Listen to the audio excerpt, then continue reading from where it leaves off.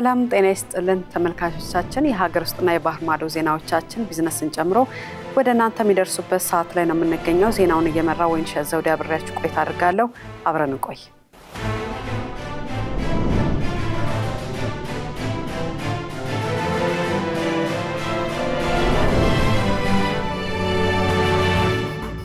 የኢትዮጵያ ሀገራዊ ምክክር ጉባኤ ጠንካራ ሀገረ መንግስት በመገንባት የጋራ አሸናፊነትን የሚያጎናጽፍ የብሩህ ዘመን ማብሰሪያ ወሳኝ አጀንዳ መሆኑን የሲቪክ ማህበረሰብ ድርጅቶችና የአዲስ አበባ ከተማ ነዋሪዎች ገለጹ። የኢትዮጵያ ሀገራዊ ምክክር ዋናው ጉባኤ ከሐምሌ 8 ቀን 2018 ዓ.ም ጀምሮ በአዲስ አበባ አዲስ ዓለም አቀፍ ኮንቬንሽን ማዕከል በመካሄድ ላይ ይገኛል። አማሩ ገብሩ ተጨማሪ ይዞበታል። ከወረዳ እስከ ክልል ከፌዴራል እስከ ውጭ ሀገራት የተውጣጡ የህዝብ ወኪሎች በአዲስ አበባ አዲስ ዓለም አቀፍ ኮንቬንሽን ማዕከል እየመከሩ ነው። በጉባኤው 4000 የህዝብ ተወካዮች እየተሳተፉ ሲሆን በሀገር ግንባታ፣ በመንግስት አደረጃጀትና ቅርጽ፣ በፖለቲካ ስርዓት፣ በምርጫ ስርዓትና ውክልና፣ በፌዴራል ከተሞች ማለትም አዲስ አበባና ድሬዳዋ አስተዳደር፣ በሃይማኖት ጉዳዮች፣ በተቋማት ግንባታ፣ በህግ የበላይነትና ሰብአዊ መብቶች፣ በማህበራዊና ኢኮኖሚያዊ ጉዳዮች፣ በአርሶ አደርና አርብቶ አደር ጥያቄዎች እንዲሁም በሙስና፣ በመልካም አስተዳደርና በሰላም ግንባታ አበይት አጀንዳዎች ላይ እየመከሩ ይገኛሉ።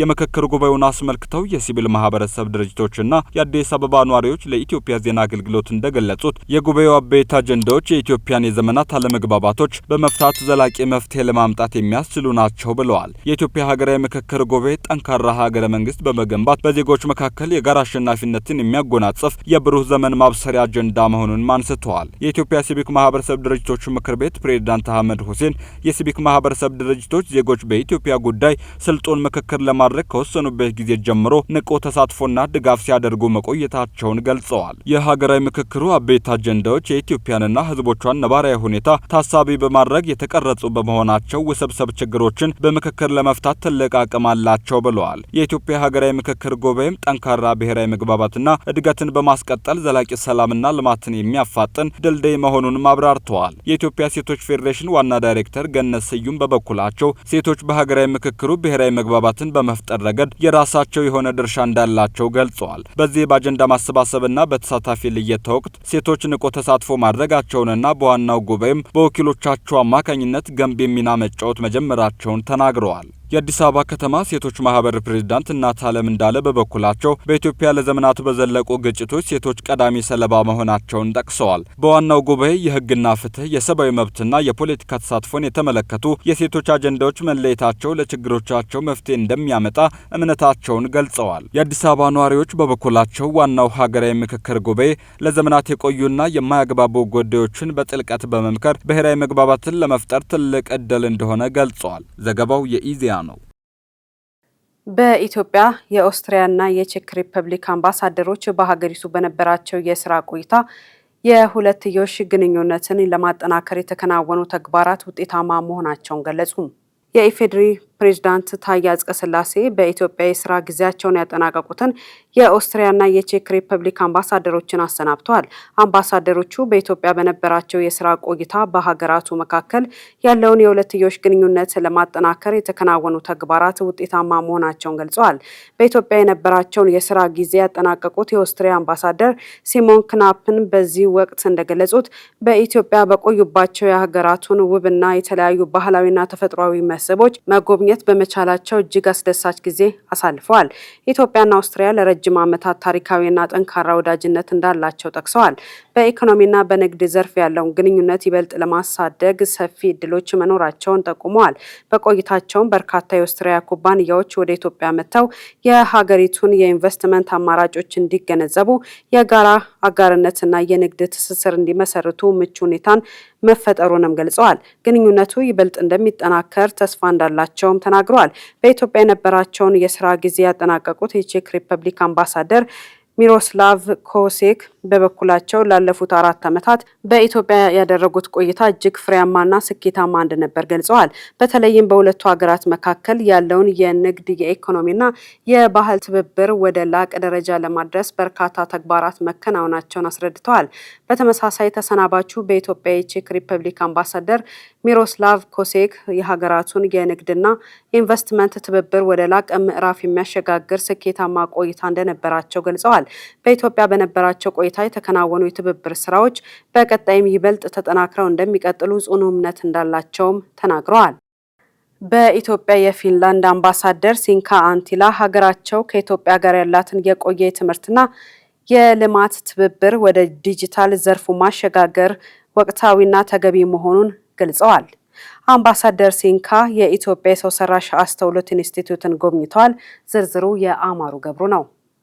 አምባሳደሯ ይህንን ያሉት የኢትዮጵያ አርቲፊሻል ኢንተለጀንስ ኢንስቲትዩትን የስራ እንቅስቃሴ በጎበኙበት ወቅት ነው። አምባሳደር ሲንካንቴላ በኢንስቲትዩቱ ባደረጉት የስራ ጉብኝት ተቋሙ በሮቦቲክስ በጤናና በሌሎች ቁልፍ የቴክኖሎጂ ዘርፎች ላይ እያከናወናቸው ስላሉ ዘመናዊ ፕሮጀክቶች ማብራሪያ ተሰጥቷቸዋል። በተለይም የመሶብ የአንድ ማዕከል አገልግሎትና የስታርታፕ ማዕከሉ ለአገር በቀል የቴክኖሎጂ ፈጠራዎች እያበረከቱት ያለው ድጋፍ ለዲጂታል ኢኮኖሚ ሽግግር ስላለው ፋይዳ በዝርዝር ተገልጾላቸዋል። በኢንስቲትዩቱ የታዘቡት የቴክኖሎጂ አቅምና የፈጠራ ስራዎች በእጅጉ እንዳስደመሟቸው የገለጹት አምባሳደሯ ኢትዮጵያ በሁሉም ዘርፎች ቴክኖሎጂን ለመጠቀም ያላትን ግዙፍ ራዕይ አይተናል ብለዋል። ከ100 ሚሊዮን በላይ ሕዝብ ላላት ኢትዮጵያ አርቲፊሻል ኢንተለጀንስ የኢኮኖሚ እድገትን በከፍተኛ ፍጥነት ለማፋጠን እጅግ ወሳኝ መሳሪያ መሆኑንም አክለዋል። ፊንላንድ በየዓመቱ በህዳር ወር ታዋቂ ኢንቨስተሮችና አዳዲስ ስራ ፈጣሪዎች የሚገናኙበትን ግዙፍ ስላሽ የተሰኘ መድረክ እንደምታዘጋጅ የጠቀሱት አምባሳደሯ ኢትዮጵያን በጤና በግብርናና በአካባቢ ጥበቃ ዘርፎች ላይ የሚሰሩ የፈጠራ ስራዎቿን ሊደግፉ የሚችሉ ዓለም አቀፍ የግል ኢንቨስተሮችን ለመሳብ እንዲህ አይነት የቴክኖሎጂ ትስስር መድረኮች እንደሚያስፈልጓት በአጽንኦት ተናግረዋል። የሁለቱን ሀገራት የቴክኖሎጂ ትብብር ይበልጥ ለማጠናከር ያለመው ይህ ጉብኝት ኢትዮጵያ ለጀመረችው የዲጂታል ሽግግር ጉዞ ተጨማሪ አቅም እንደሚፈጥር ተመላክቷል። ኢትዮጵያና የቻይናዋ ሄናን ግዛት በባህላዊና ዘመናዊ ሕክምና እንዲሁም በባለሙያዎች ስልጠና ዙሪያ ያላቸውን የሁለትዮሽ የጤና ትብብር ለማጠናከር ተስማሙ። የጤና ሚኒስትር ዶክተር መቅደስ ዳባ ከቻይና ሄናን ግዛት ከመጡ ከፍተኛ የልዑካን ቡድን አባላት ጋር በጤናው ዘርፍ ተወያይተዋል። በውይይቱ በሀገራቱ መካከል ያለውን የቆየ ግንኙነት ይበልጥ ወደ ላቀ ደረጃ ለማሸጋገር ተስማምተዋል። በተለይም በባህላዊ ሕክምና፣ በዘመናዊ የሕክምና አገልግሎት አሰጣጥና በሕክምና ባለሙያዎች የአቅም ግንባታ ስልጠና ዙሪያ በጋራ ለመስራት ተስማምተዋል። በሌላ በኩል በኢትዮጵያ ለአንድ ዓመት ያክል ሲያገለግል የቆየው 26ኛው የቻይና ሕክምና ቡድን የተጣለበትን ሰብአዊ ተልዕኮ በስኬት ማጠናቀቁ ተገልጿል። የሕክምና ቡድኑ በቆይታው የሕክምና የቀዶ ጥገና እንዲሁም የጽኑ ህሙማን የህይወት አድን አገልግሎት መስጠቱ ተብራርቷል። ለአዲሱ 27ኛው የቻይና የሕክምና ቡድን አባላት ይፋዊ የእንኳን ደህና መጣችሁ አቀባበልም ተደርጎላቸዋል። በቀጣይም በጤናው ዘርፍ የሚደረጉ መሰል የልማት አጋርነቶች የህብረተሰቡን የጤና ተጠቃሚነት ለማረጋገጥ ከፍተኛ ሚና እንደሚጫወቱ ተመላክቷል። ኢትዮጵያ በዓለም ምርጥ 50 የምግብ መዳረሻዎች ውስጥ ተካተተች። የኢትዮጵያ ባህላዊ የምግብ አዘገጃጀትና የጎብኚዎች መዳረሻነት በዓለም አቀፍ ደረጃ ትልቅ እውቅናን አግኝቷል። እንደ ትራቨል ኤንድ ቱር ወርልድ የ2026 ሪፖርት ኢትዮጵያ በዓለማችን ምርጥ 50 የምግብ መዳረሻዎች ዝርዝር ውስጥ በ37ኛ ደረጃ ላይ ተቀምጣለች። ይህ ደረጃ በምስራቅ አፍሪካ ቀጠና ብቸኛዋ ተመራጭ ሀገር እያደረጋት ሲሆን ለደረጃው መመረጥም በጥንታዊ የምግብ ባህሏ፣ በቅመም የበለጸጉ ምግቦቿና በታዋቂው የቡና ስነስርዓቷ ምክንያት እንደሆነ ተገልጿል። ጥናቱ የተጠናቀረው የምግብ አዘገጃጀት ትውፊትን፣ ቀጠናዊ ብዝሃነትን፣ ዘላቂነትን፣ የአካባቢ ግብዓቶችን አጠቃቀምና የጎብኚዎችን ልምድ መሰረት በማድረግ ነው። በዝርዝሩ ላይ እንደ እንጀራ፣ ዶሮ ወጥና ክትፎ ያሉ ታዋቂ ምግቦችን የምታቀርበው አዲስ አበባ ዋነኛዋ የምግብ መዳረሻ ተደርጋ የተጠቀሰች ሲሆን እንደ ላሊበላ፣ ጎንደር፣ ባህር ዳር፣ ሐረርና ጅማ ያሉ ታሪካዊ ከተሞችም በየራሳቸው ልዩ የምግብና የቡና ባህል በሪፖርቱ ላይ ተጠቃሽ ሆነዋል።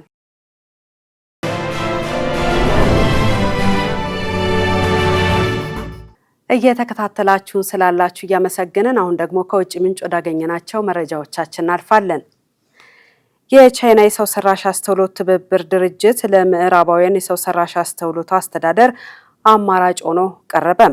ይህም በበለጸጉና በማደግ ላይ ባሉ ሀገራት መካከል ያለውን የሰው ሰራሽ አስተውሎት ልዩነት ያጠባል ተብሎለታል። ሄሮዳይ ንጉሴ ተጨማሪ ይዛበታለች።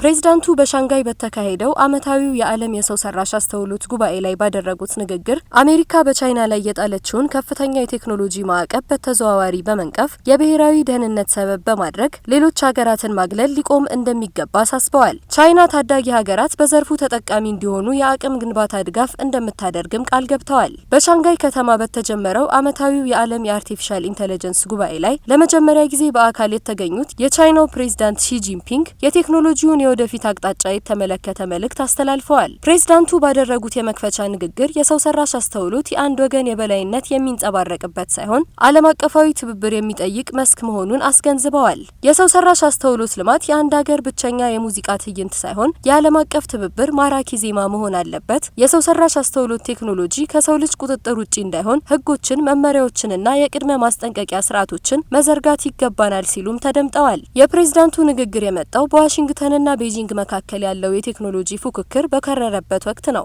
አሜሪካና የአውሮፓ ህብረት ለደህንነታችን አስጊ ነው በሚል የቻይና ቴክኖሎጂዎች ወደ ሀገራቸው እንዳይገቡ ማዕቀብ መጣላቸው ይታወሳል። በተለይም አሜሪካ በቅርቡ የወሰደችው የማይክሮቺፕ ሽያጭ እገዳ ቻይና የራሷን የውስጥ የቴክኖሎጂ አቅም እንድትገነባ አስገድዷታል። ሺ ጂንፒንግ በንግግራቸው አሜሪካን በቀጥታ ባይጠሩም የብሔራዊ ደህንነትን ስጋት ከመጠን በላይ በማጋነን የሌሎችን ደህንነት አደጋ ላይ የሚጥሉ አካሄዶችን በጋራ መቃወም እንደሚገባ አሳስበዋል። በቴክኖሎጂው ልማት ሳቢያ አዲስ ታሪካዊ ኢፍትሐዊነት እንዳይፈጠር ቻይና ከታዳጊ ሀገራት ጎን እንደምትቆምም ፕሬዝዳንቱ የተናገሩ ሲሆን ለዚህም በሚቀጥሉት 5 ዓመታት ውስጥ ለታዳጊ ሀገራት 5000 የሰው ሰራሽ አስተውሎት ስልጠናዎችን እንደሚያመቻቹ ቃል ገብተዋል። በተጨማሪም ቻይና ያበለጸገችውን የሜትሮሎጂ ትንበያ ስርዓት 30 ሀገራት በነጻ እንዲጠቀሙበት እንደምታደርግም አስታውቀዋል። በጉባኤው ዋዜማ ላይ ሩሲያ፣ ቤላሩስ፣ ብራዚል፣ ኩባ እንዲሁም 10 የአፍሪካና 12 የእስያ ሀገራትን ጨምሮ በአጠቃላይ 29 ሀገራት ዋና መስሪያ ቤቱን በሻንጋይ የሚያደርገውን የዓለም የሰው ሰራሽ አስተውሎት የትብብር ድርጅት ለማቋቋም ስምምነት ተፈራርመዋል። ይህ በቻይና የሚመራው አዲስ ዓለም አቀፍ ተቋም የሰው ሰራሽ አስተውሎት አስተዳደር ፍትሐዊ እንዲሆን ለማድረግ ያለመ መሆኑ ተገልጿል።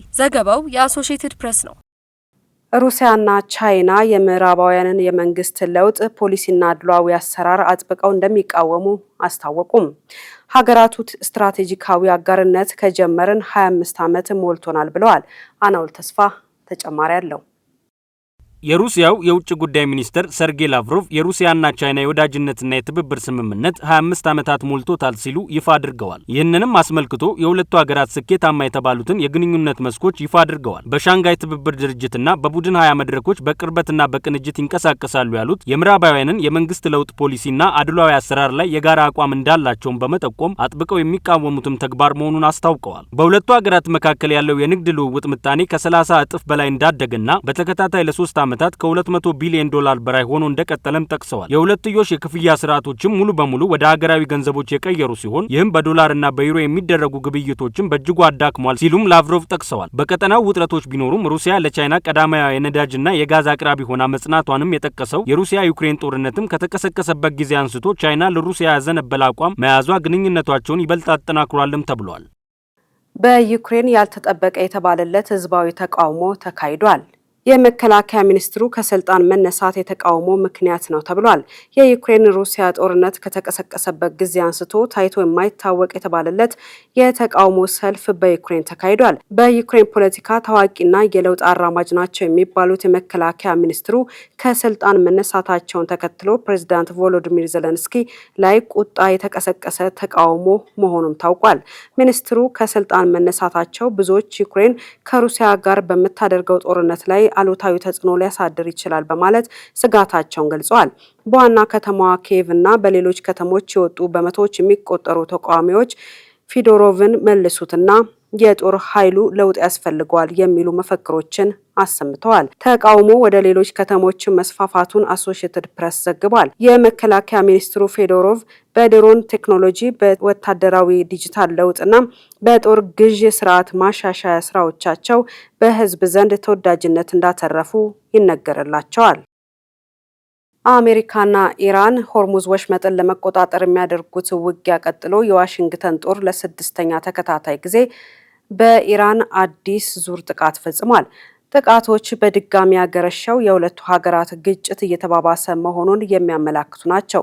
ለዝርዝሩ አናውል ተስፋ አሜሪካ የኢራን ድልድዮችን ባቡር ጣቢያና የአየር ማረፊያን ጨምሮ በተለያዩ የሲቪል መሰረተ ልማቶች ላይ ጥቃት መፈጸሟን የቴህራን የመንግስት መገናኛ ብዙሃን ዘግበዋል። በሆርሙዝ ጋን ግዛት ከባንድ ራስ አባስ በምዕራብ አቅጣጫ በሚገኝ አንድ ድልድይ መመታቱን ቢቢሲ አረጋግጧል። በተጨማሪም የአሜሪካ ሚሳኤሎች በሆርሙዝ አቅራቢያ የሚገኘውን ቃሽም ደሴት እንዲሁም የኒውክሌር ኃይል ማመንጫ ጣቢያ መገኛ የሆነውን ቡሼራንን መጥተዋል። የወደብ ከተማዋ ባንዳር አምባስም የሚሳኤል ኢላማ ሆነዋል። የአሜሪካ ማዕከላዊ እዝ የተፈጸሙት ጥቃቶች የኢራንን ወታደራዊ አቅም ይበልጥ ለማዳከም ያለሙ እንደሆኑ ገልጿል።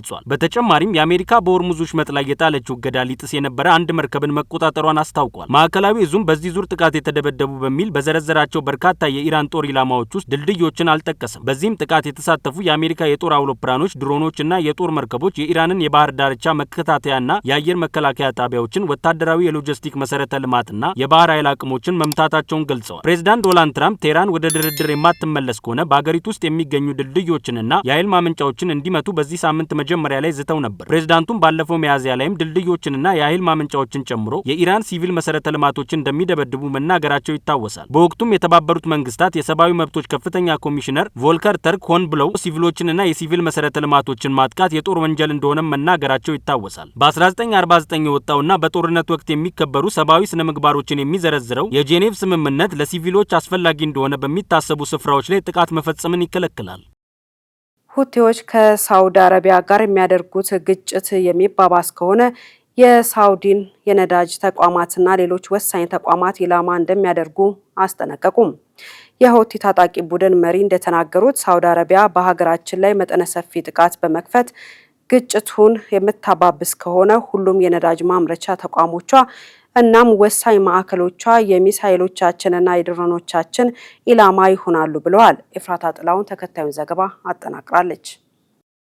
ባለፈው ሰኞ ሳውዲ አረቢያ በሰና አውሮፕላን ማረፊያ ላይ ጥቃት ፈጽማለች በማለት ሁቲዎች የከሰሱ ሲሆን በምላሹም ሳውዲ አረቢያን ኢላማ ማድረጋቸውን አስታውቀዋል። በሁለቱ ወገኖች መካከል አሁን እየተካሄደ ያለው የተኩስ ልውውጥ በአውሮፓውያኑ 2022 ከተደረሰው ተኩስ አቁም ወዲህ በመካከላቸው ያለው ውጥረት መባባሱን ያሳያል። በሳውዲ የሚደገፈውና ኤደን ከተማ ውስጥ መቀመጫውን ያደረገው የየመን መንግስት በሰና ላይ የተፈጸመው ጥቃት የሁቲዎች አጋር የሆነችው የኢራን አውሮፕላን እንዳያርፍ ለማድረግ ነው ብሏል። ወደ የመን የአየር ክልል የሚገቡ አውሮፕላኖች የቅድሚያ ፈቃድ በሳውዲ ከሚመራው የአካባቢው ሀገራት ጥምረት ማግኘት እንዳለበት የሚያስገድደው አሰራር ከ10 ዓመታት በላይ በስራ ላይ ቆይቷል። ይህ በእንዲህ እንዳለ አሜሪካ የኢራን የኃይል ማመንጫ መሰረተ ልማቶች ላይ ጥቃት የምትሰነዝር ከሆነ የየመን ሁቲ አማጽያን በቀይ ባህር የሚገኙ የነዳጅ መተላለፊያን ለመዝጋት እንዲዘጋጁ ቴህራን ማሳሰቧን ሮይተርስ የዜና ወኪል ዘገበ። የኢራን አመራሮች በጉዳዩ ላይ እንደተወያዩና በየመን አጋሮቻቸው ለሆኑ ሁቲዎች መልእክቱ እንደተላለፈ ለጉዳዩ ቅርበት ያላ ቸው ሁለቱ ከፍተኛ የቴህራን ባለስልጣናት ተናግረዋል። የሮይተርስ ዘገባ እንደሚጠቁመው ባለስልጣናቱ ማንነታቸው እንዲገለጽ አልፈቀዱም። ከዚህ ቀደም ስለ ጉዳዩ ምንም ያልተሰማ ሲሆን የሁቲ አማጽያን በቅርቡ መልእክት እንደደረሳቸው ተጠቁሟል። መልእክቱ በምን መንገድ እንደተላለፈ እንዲሁም መልእክቱ የተላለፈው ማክሰኞ ፕሬዝዳንት ዶናልድ ትራምፕ የኢራን የኃይል አቅርቦት መሰረተ ልማቶች ለመምታት ከዛቱ በኋላ ስለመሆኑ የሮይተርስ ምንጮች ማብራሪያ አልሰጡም። የኢራን የውጭ ጉዳይ ሚኒስትርና የሁቲ ቃል አቀባይ በጉዳዩ ላይ ከሮይተርስ አስተያየት እንዲሰጡ ለቀረበላቸው ጥያቄ ምላሽ አልሰጡም። የሰው ሰራሽ አስተውሎት ልማትና አስተዳደር የአንድ ሀገር ብቸኛ ትዕይንት ሳይሆን የመላው ዓለም ትብብር ሊሆን ይገባል ሲሉ የቻይናው ፕሬዝዳንት ሺ ጂንፒንግ ጥሪ አቅርበዋል። ሂሮዳን ንጉሴ የዓለም የሰው ሰራሽ አስተውሎት የትብብር ድርጅት የመመስረቻ ስምምነት በሻንጋይ እየተካሄደ በሚገኘው የዓለም የሰው ሰራሽ አስተውሎት ኮንፈረንስ ላይ ሊፈረም መዘጋጀቱን ነው የሩሲያው የዜና ምንጭ ስፑትኒክ የጻፈው። ይህ የትብብር ድርጅት የመመስረት ሀሳብ በፈረንጆቹ 2025 በሻንጋይ በተካሄደ የዓለም የሰው ሰራሽ አስተውሎት ጉባኤ ላይ የቀረበ የቻይና ተነሳሽነት እንደሆነም ዘገባው አስታውሷል። በበለጸጉና በማደግ ላይ ባሉ ሀገራት መካከል ያለውን የቴክኖሎጂ ልዩነት ያጠባል፣ የቴክኖሎጂ ሽግግርንና የአቅም ግንባታን ያበረታል ብሎም የሰው ሰራሽ አስተውሎት ቁጥጥር የተዋሃዱ ዓለም አቀፍ ደረጃዎችን ያዘጋጃል ተብሏል። ሉዓላዊነትን በማክበር በግልጽነትና በልማት ተኮር አካሄድ መርሆች ላይ የተመሰረተ ስለመሆኑና ያለምንም የርዕዮተ ዓለም ገደቦች ለሁሉም ሀገራት ክፍት እንደሆነ ታውቋል። እስካሁን ኢትዮጵያን ጨምሮ 9 የአፍሪካ ሀገራት ስምምነቱን እንደፈረሙም ዘገባው ጠቅሷል። ሩሲያ፣ ብራዚልና ደቡብ አፍሪካን ጨምሮ ወደ 40 የሚጠጉ ሀገራት በመስራች ስምምነቱ ረቂቅ ዙሪያ በሚደረገው ምክክር ላይ እንዲሳተፉ በቻይና ግብዣ ተደርጎላቸዋል። መስራች አባል ለመሆን ሀገራቱ ስምምነቱን እስከ ፈረንጆቹ ሐምሌ 2026 ድረስ መፈረም ይኖርባቸዋል። የአሜሪካ በዝምታ ማፈግፈግ በምስራቅ አውሮፓውያን አጋሮቿ ዘንድ ስጋትን ፈጥሯል። አሜሪካ በምስራቅ አውሮፓ የምታደርገውን ወታደራዊ እንቅስቃሴ በዝምታ መቀነሷ በአካባቢው በሚገኙ የሰሜን አትላንቲክ ቃል ኪዳን ድርጅት ኔቶ አባል ሀገራት ዘንድ ከፍተኛ ስጋት መፍጠሩ ተሰምቷል። ጸጋኔ ተሰማ የኢስቶኒያ መከላከያ ሚኒስትር ሃኒስ ፔቭኩር በዚህ ወር በአንካራ ለሚካሄደው የኔቶ ጉባኤ ለመብረር ሲዘጋጁ ለሀገራቸው ጋዜጠኞች በሰጡት መግለጫ በክረምቱ ወቅት በኢስቶኒያ ሰፍረው የነበሩ በመቶዎች የሚቆጠሩ የአሜሪካ ወታደሮች በዝምታ መውጣታቸውን ይፋ አድርገዋል። እነዚህ ወታደሮች መቼ ተመልሰው ይመጡ እንደሆነ የታወቀ ነገር የለም። በአንካራው ጉባኤ ላይ የባልቲክ ሀገራትና የፖላንድ ተወካዮች ባለፈው ዓመት በሄግ ስምምነት መሰረት የተቀመጠውን የመከላከያ በጀት ጣሪያ ማሟላታቸው የሚገልጽ ልዩ ባጅ በኩራት አድርገው ታይተዋል። እነዚህ ሀገራት ይህንን ግዴታ መወጣታቸው ዘላቂ የአሜሪካ ወታደራዊ ድጋፍ ያስገኝልናል ብለው ቢያምኑም አሁን ግን ሁኔታዎች የተቀየሩ ይመስላሉ። የአሜሪካው ፕሬዝዳንት ዶናልድ ትራምፕ በጉባኤው ላይ ጠንከር ያሉ ንግግሮችን ቢያደርጉም የኔቶ ዋና ጸሐፊ ማርክ ሩቱን ጨምሮ ሌሎች ከፍተኛ ባለስልጣናት ጉባኤው የተሳካ እንደነበር ገልጸዋል። ለዚህም አዳዲስ የመከላከያ ስምምነቶች መፈረማቸውንና የአውሮፓ ሀገራት የመከላከያ በጀታቸውን ማሳደጋቸውን በምክንያትነት ጠቅሰዋል። ነገር ግን በካናዳ የሚመራው ባለ 9 ሀገራት የመከላከያ ባንክና በ12 ሀገራት የሚገነባው የ50 ቢሊዮን ዶላር የረጅም ርቀት ሚሳኤል ጥምረትን የመሳሰሉ ስምምነቶች በተግባር ላይ ለመዋል ዓመታትን እንደሚወስዱ ነው የሚነገረው። በሌላ በኩል ዩክሬን በሩሲያ ግዛት ውስጥ በፈጸመቻቸው የሰው አልባ አውሮፕላን ድሮንና የረጅም ርቀት ሚሳኤል ጥቃቶች ክሬምሊን መቆጣቱ ይታወቃል። በዚህ ሳቢያ ሩሲያ በምስራቅ አውሮፓ ሀገራት ላይ ጥቃት ልትሰነዝር ትችላለች የሚል ስጋት በነገሰበት በዚህ ወቅት ዋሽንግተን እጅግ ተጋላጭ ከሆኑት የምስራቅ አውሮፓ አካባቢዎች ወታደሮቿን ማውጣቷ አሳሳቢ ሆኗል። የአውሮፓ ሚዲያዎችን የትንታኔ መረጃዎች ያጠናቀረው ኢምኒ ፎርካስተር የተሰኘው ተቋም እንደገለጸው በፈረንጆቹ 2026 ማብቂያ ላይ በሩሲያና በኔቶ አባል ሀገራት መካከል ገዳይ ግጭት የመከሰት እድሉ 18 በመቶ ደርሷል። ፕሬዝዳንት ትራምፕ በኢራን ወሳኝ መሰረተ ልማቶች ላይ የአየር ጥቃቶችን ሊያጠናክሩ እንደሚችሉ በአንካራው ጉባኤ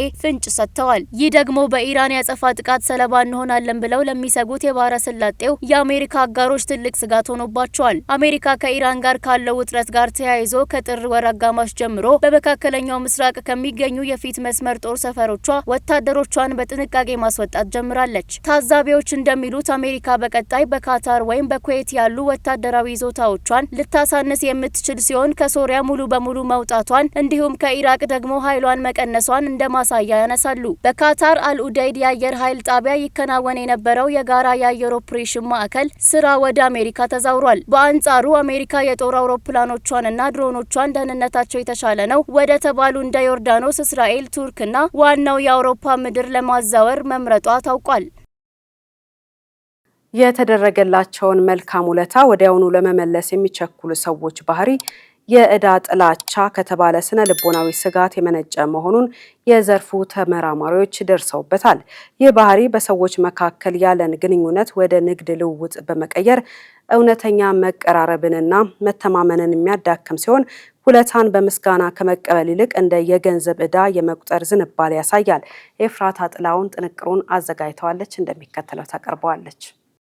በአሜሪካና በተለያዩ ዓለም አቀፍ ዩኒቨርሲቲዎች የተካሄዱ ማህበራዊና ስነ ልቦናዊ ጥናቶች እንደሚያመለክቱት የተደረገላቸውን ውለታ ወዲያውኑ ለመመለስ መቸኮል የዕዳ ጥላቻ ከተባለ ስነ ልቦናዊ ስጋት የሚመነጭ ሲሆን ይህ ባህሪ በሰዎች መካከል ያለውን እውነተኛ መቀራረብና መተማመን በማዳከም ግንኙነቶችን ወደ ንግድ ልውውጥ የሚቀይር ነው። ውለታን እንደ ምስጋና ሳይሆን እንደ የገንዘብ ዕዳ የመቁጠር ዝንባሌን ያሳያል። ይህ ባህሪ ሰዎች ውለታን በምስጋና ከመቀበል ይልቅ ወደ ዕዳ ቀይረው እንዲመለከቱት በማድረግ በሰዎች መካከል ያለውን ጤናማ ግንኙነት ይጎዳል። ይህ ባህሪ የሚመራው በምስጋና ሳይሆን ለሌላ ሰው ተገዢ ወይም ባለዕዳ የመሆን ፍርሃትና አለመመቸት በመሆኑ የተደረገላቸውን እገዛ እንደ የገንዘብ ዕዳ እንዲቆጥሩ ያደርጋቸዋል። የዕዳ ጥላቻ ስነ ልቦናዊ ባህሪ በሰዎች መካከል ሊፈጠር የሚችለውን እውነተኛ መቀራረብና መተማመን በረቂቁ በማጥፋት ግንኙነቱን ወደ ንግድ ልውውጥ ይለውጠዋል። ውለታን በፍጥነት መመለስ ግንኙነቱን እንደ ሂሳብ ማወራረድ በመቁጠር በሰዎች መካከል ጥልቅና ጤናማ ግንኙነት እንዳይፈጠር ይጎዳል። ባለሙያዎች እንደሚናገሩት ይህ ችግር ብዙውን ጊዜ ካለፈው ሕይወት ታሪክ፣ አስተዳደግ ወይም በራስ የመተማመን ስሜት ማነስ ጋር የተያያዘ ነው። ቀደም ባሉት ጊዜያት በተደረገላቸው እርዳታ ምክንያት ማጭበርበር ወይም በደል የደረሰባቸው ሰዎች ለሌላ ሰው ዕዳ የመሆን ፍርሃታቸው ከፍተኛ በመሆኑ ራሳቸውን ለመጠበቅ ሲሉ ውለታውን ወዲያውኑ መመለስን እንደ መከላከያ ጋሻ ይጠቀሙበታል። ይህንን የስነ ልቦና ችግር ለማሸነፍ ሰዎች የተደረገላቸው መልካም ነገር ያለምንም ስጋት መቀበልን መልመድ እንዳለባቸው ተመራማሪዎች ይመክራሉ።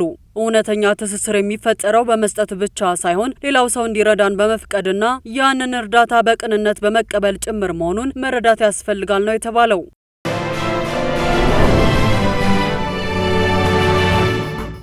የቢዝነስ መረጃዎቻችንን ወደ እናንተ እናደርሳለን። የቻይናው ኩባንያ በኢትዮጵያ ልዩ የቡና ኢንዱስትሪ ፓርክ ለመገንባት የሚያስችል የመግባቢያ ሰነድ ከኢትዮጵያ ኢንቨስትመንት ኮሚሽን ጋር ተፈራርሟል። ለዚህና ለሌሎች የቢዝነስ መረጃዎቻችን ማህሌት ደመላሽ። ኩባንያው በሰፕላይ ቼን ማኔጅመንት ሰርቪስ በኢትዮጵያ ልዩ የቡና ኢንዱስትሪ ፓርክ ለመገንባት የሚያስችል የመግባቢያ ሰነድ ከኢትዮጵያ ኢንቨስትመንት ኮሚሽን ጋር በጋራ ተፈራርሟል። ይህ የኢንቨስትመንት ፕሮጀክት ያልተቀነባበረ የቡና ኤክስፖርትን በመቀነስ በዘርፉ ላይ ትልቅ የኢኮኖሚ ለውጥ ያመጣል ተብሎም ይጠበቃል። ኩባንያው ከ2019 ጀምሮ በቻይና የቡና ማቀነባበሪያ ፓርክ ሲያስተዳድር የቆየ ሲሆን አሁን ግን በቀጥታ ኢትዮጵያ ውስጥ ፓርኩን በመገንባት የቡና አቅርቦትን ለማሳደግ ማቀዱ ተገልጿል። የኢንቨስትመንት ኮሚሽን ፕሮጀክቱን ወደ ተግባር ለመቀየር አስፈላጊውን ድጋፍ እንደሚያደርግ አመላክቷል። ኢትዮጵያ በ2018 በጀት ዓመት ከ3 ቢሊዮን ዶላር በላይ ዋጋ ያለው ቡና ለዓለም ገበያ ማቅረቧ ይታወሳል። ይህ አዲስ የኢንዱስትሪ ፓርክ ግንባታ ሀገሪቱ ጥሬ ቡና ከመላክ ወጥታ እሴት የተጨመረበት ምርት እንድታቀርብ በማድረግ የተሻለ የውጭ ምንዛሪ ገቢ እንድታገኝ ትልቅ ስልታዊ እገዛም ያደርጋል። የምስራቅ አፍሪካ ማህበረሰብ የጋራ ምንዛሬን በ2031 ለማስተዋወቅ ቀነ ገደብን አስቀመጠ። የምስራቅ አፍሪካ ማህበረሰብ በቀጠናው የጋራ ምንዛሬን በይፋ ወደ ስራ የሚያስገባበትን ቀነ ገደብ ለ2031 መወሰኑን ተገልጿል። ቀደም ሲል ተይዞ የነበረው የጊዜ ሰሌዳ በኮቪድ-19 ወረርሽኝና በተለያዩ ኢኮኖሚያዊ ተግዳሮቶች ምክንያት መራዘሙ ይታወሳል። የማህበረሰቡ ባለስልጣናት እንደገለጹት የጋራ ምንዛሬው ወደ ስራ ለማስገባት የሚያስፈልጉ ዝግጅቶች እየተከናወኑ ይገኛሉ። በዚህም መሰረት እንደ ኬንያ፣ ዩጋንዳና ታንዛኒያ ያሉ አባል ሀገራት የተቀመጡትን ኢኮኖሚያዊ መስፈርቶች ማሟላታቸውን ተከትሎ ምንዛሬው በደረጃ የሚተገበር ይሆናል። ይህ የጋራ ምንዛሬ አባል ሀገራት የሚያደርጉትን የድንበር ተሻጋሪ ንግድ ቀላል ለማድረግና የክልሉን ኢኮኖሚያዊ ውህደት በማጠናከር ረገድ ትልቅ ሚና እንደሚጫወት ይጠበቃል። ናይጄሪያ ከዲያስፖራ የሚላከው ወርሃዊ የገንዘብ ልውውጥ እስከ ዓመቱ መጨረሻ 1 ቢሊዮን ዶላር ይደርሳል ብላ እንደምትጠብቅ ተገለጸ። የናይጄሪያ ማዕከላዊ ባንክ ከውጭ ሀገራት በዲያስፖራው የሚላከው ወርሃዊ የገንዘብ ልውውጥ ወይም ሬሚታንስ እንደ አውሮፓውያን አቆጣጠር እስከ 2026 ማጠቃለያ ድረስ 1 ቢሊዮን ዶላር ይደርሳል ተብሎ እንደሚጠበቅ አስታውቋል። የባንኩ ገዢ አላማይ ካርሳዶ እንደገለጹት አገሪቱ ካደረገችው የገንዘብ ስርዓት ማሻሻያ በኋላ የወርሃዊ ገቢ መጠን ቀደም ሲል ከነበረበት 200 ሚሊዮን ዶላር ተነስቶ በአሁኑ ወቅት ከ600 ሚሊዮን ዶላር በላይ ደርሷል። ይህ እድገት የውጭ ምንዛሬ ክምችትን ለማጠናከርና በአገሪቱ የነዳጅ ገቢ ላይ ያለውን ጥገኝነት ለመቀነስ ትልቅ ሚናም ይጫወታል። ይህ የገንዘብ ፍሰት ማደግ ናይጄሪያ ለረጅም ጊዜ ስትታገልበት የነበረውን የውጭ ምንዛሬ እጥረት ለመቅረፍና የናይራን የመግዛት አቅም ለማረጋጋት ትልቅ ፋይዳ አለው። ማዕከላዊ ባንኩ በገበያው ላይ የነበረውን የዶላር አቅርቦት ችግር ለመፍታት የወሰዳቸው እርምጃዎች የውጭ ኢንቨስተሮችና የዲያስፖራው ማህበረሰብ በሀገሪቱ የፋይናንስ ስርዓት ላይ ያላቸውን እምነት እንዲመለስ እያደረገ ሲሆን ይህም የሀገሪቱን አጠቃላይ የኢኮኖሚ እድገት ለማፋጠን ተጨማሪ አቅምን ይፈጥራል። መረጃው የብሉምበርግ ነው። የቻይና ንግድ ሚኒስቴር የእንግሊዝ መንግስት ብሪቲሽ ስቲልን ወደ መንግስት ይዞታነት ለማዘዋወር የወሰነውን ውሳኔ አጥብቆ እንደሚቃወም አስታወቀ። የቻይናው ጂንጌ ግሩፕ የነበረው ይህንን የብረት ማቀነባበሪያ ኩባንያ እንግሊዝ መረከቧን የቻይናውያንን የኢንቨስትመንት እምነት ያሻረ ነው ሲል ሚኒስቴሩ ወቅሷል። የእንግሊዝ ባለስልጣናት የፋብሪካው መዘጋት የሀገሪቱን የኮንስትራክሽንና የመከላከያ ኢንዱስትሪ አደጋ ላይ ስለሚጥል እርምጃው አስፈላጊ መሆኑን ገልጸዋል። በሺዎች የሚቆጠሩ ሰራተኞችን የስራ ዕድል ለመታደግና ብሔራዊ ጥቅምን ለማስከበር ሲባል ብሪቲሽ ስቲልን ወደ ህዝብ ይዞታነት ዙር የግድ ሆኗልም ብለዋል። የቻይና ንግድ ሚኒስቴር በበኩሉ ጂንጌ ግሩፕ እንደ አውሮፓውያን አቆጣጠር ከ2020 ጀምሮ ለኩባንያው ህልውና ያበረከተውን ከፍተኛ የገንዘብ ኢንቨስትመንት እንግሊዝ ችላ ማለቷን ገልጿል። እንግሊዝ የሁለትዮሽ የኢንቨስትመንት ስምምነቶችን እንድታከብርና ለቻይና ኩባንያዎች ፍትሃዊ አሰራር እንድታረጋግጥም አሳስበዋል። በቀን ከፍተኛ ኪሳራ እያስመዘገበ የነበረው የብሪቲሽ ስቲል የቀድሞ ባለቤት የነበረው የቻይና ጂንጌ ግሩፕ ለፈሰሰው ኢንቨስትመንት ሙሉ ካሳ እንዲከፈለው እየጠየቀም ይገኛል። ይህ ውሳኔ በለንደንና በቤጂንግ መካከል ያለውን የዲፕሎማሲና የኢኮኖሚ ግንኙነት ይበልጥ ሊያሻክረው እንደሚችል የዘርፉ ተንታኞች እየገለጹ ነው። መረጃው የቢቢሲ ነው። ከቻናል ዋን ወደ እናንተ ሲደርሱ የነበሩ ዜናዎቻችን ተጠናቀዋል። ስለ አብሮነታችሁ እናመሰግናለን። ወይንሸት ዘውዴ ዜናውን እየመራው አብሬያችሁ ቆይታ አድርጌያለሁ። ጤና ይስጥልኝ።